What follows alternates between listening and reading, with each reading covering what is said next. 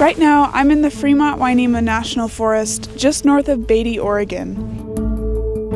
With all this snow, it's hard to imagine that just last summer, all of this was on fire. This is one of the many areas burned by the Bootleg Fire in 2021, which burned more than 413,000 acres and lasted for 39 days. The Bootleg Fire was the third largest fire in Oregon's recorded history.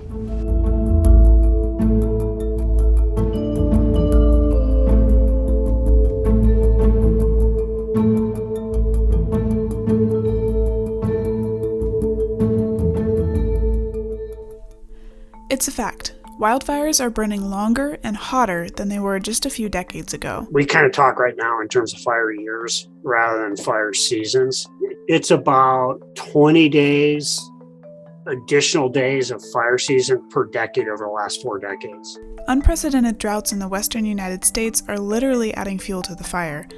As wildfires become more dangerous, deaths increase, communities are destroyed, critical habitats and natural resources are threatened, and the cost of fighting wildfires continues to increase. It is millions of acres untreated, and we're out $1 billion over a 10-year period.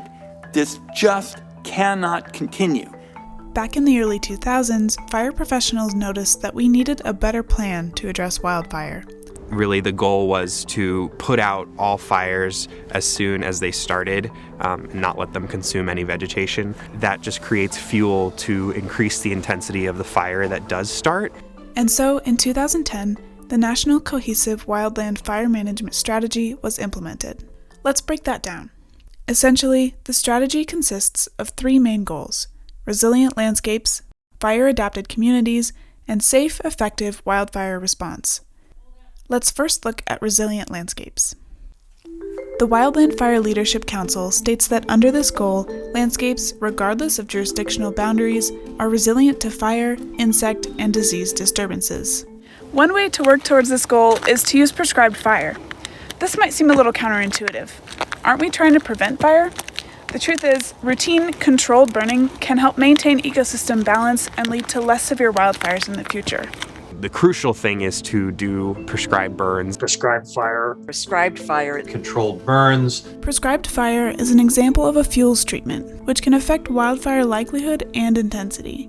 Fuels treatments include burning, thinning, pruning, and mechanically removing fuel sources to increase an area's resilience to fire. These are techniques that are used to deal with a lot of the buildup of vegetation, otherwise known as fuel for the fire. Tactics like these attempt to reduce the severity of wildfire and maintain healthy environments. Let's talk about the second goal, fire-adapted communities. Today, my hometown of Klamath Falls has beautiful blue skies. However, on most summer days, the skies are hazy and brown with smoke. The effects of wildfire on human populations are very real, whether it be smoky skies, loss of agricultural land, or the destruction of entire communities. The National Cohesive Strategy contains guidelines for community preparation and response to fire. A few of these guidelines include assessing community fire risk, updating building and construction codes, and creating defensible space around individual homes and structures. Defensible space is defined as the buffer between a building and the grass, trees, shrubs, or wildland area that surround it. Along with the protection of existing infrastructure in fire-prone communities, the cohesive strategy emphasizes wildfire prevention. Here in Oregon and across the West, it's common to see these fire danger signs along the roadside, reminding us to do our part in preventing wildfire. Education is a crucial component to wildfire preparedness.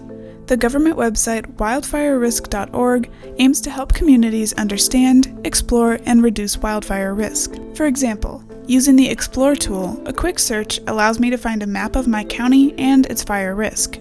This easy risk assessment tool takes us into the third goal of the National Cohesive Strategy: safe, effective wildfire response. Effective nationwide risk assessment using tools like these can help to identify communities that are most prone to large, long-duration wildfires. This knowledge can guide local and state governments in resource allocation and wildfire preparation. Implementing the 2 earlier goals by targeting landscape fuels and protecting existing structures can increase the effectiveness of our response to wildfire. As I hope you've noticed, these goals are all interconnected. Creating resilient landscapes protects our communities, which in turn increases our ability to respond to wildfire when it happens. One of the key messages of this strategy is that wildland fire does not recognize jurisdictional boundaries. In an increasingly divided America, the National Cohesive Strategy stresses the importance of crossing jurisdictional, political, and cultural boundaries in order to prioritize the safety of our landscapes and our communities. In recent years, we've seen many record-breaking events, record-breaking heat, drought, and fire. Our world is changing, and we need to change with it. The final piece of this national cohesive strategy is versatility and innovation. As we encounter new challenges in the coming decade, we will need this kind of creativity and flexibility in order to further protect natural spaces, wildlife, and human populations.